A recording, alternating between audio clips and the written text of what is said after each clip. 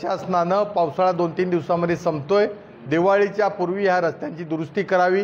जे ठेकेदार कॉन्ट्रॅक्टर आहेत, आर.डी. सामंत कॉन्ट्रॅक्टर आणि त्यांचे सगळे सहकारी यांनी हे रस्ते केलेले आहेत।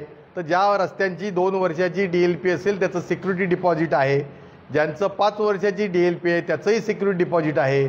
या डिपॉझिटमधून हे रस्ते तात्काळ ठेकेदाराकडून दुरुस्त करून घ्यावेत, अन्यथा त्यांना ब्लॅकलिस्टात टाकावेत। आणि रत्नागिरी नगरपालिकेतले रस्ते हे जर करण्याकरता त्यांच्याकडे जर पैसे नसतील तर या ठिकाणी जी घरपट्टी नगरपालिकेला मिळते त्या निधीतून त्यांनी हे रस्ते दुरुस्त केले पाहिजेत, अन्यथा आंदोलन करणार। आणि उद्या एक अनोखं आंदोलन आम्ही जनतेच्या सहकार्यानं करायचं म्हणतोय।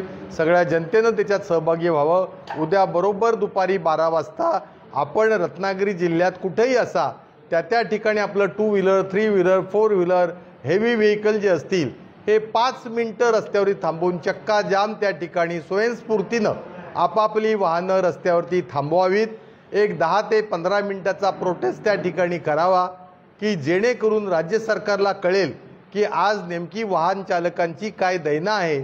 आणि हे आंदोलन आमचं उद्धव बाळासाहेब ठाकरे पक्षाचं नसून हे समस्त रत्नागिरीकरांचं आंदोलन करावं, अन्यथा जे ठेकेदार आहेत या ठेकेदारांना कारवाई करून नवीन ठेकेदारांकडून दिवाळीच्या पूर्वी ही कामं करून घ्यावी। अशाच नवनवीन घडामोडी पाहण्यासाठी 24 न्यूज चॅनलला आत्ताच सबस्क्राइब करा, शेअर करा आणि बेल आयकॉनला प्रेस करायला विसरू नका। आणि हो, तुमची प्रतिक्रिया देखील कमेंट बॉक्समध्ये नोंदवा।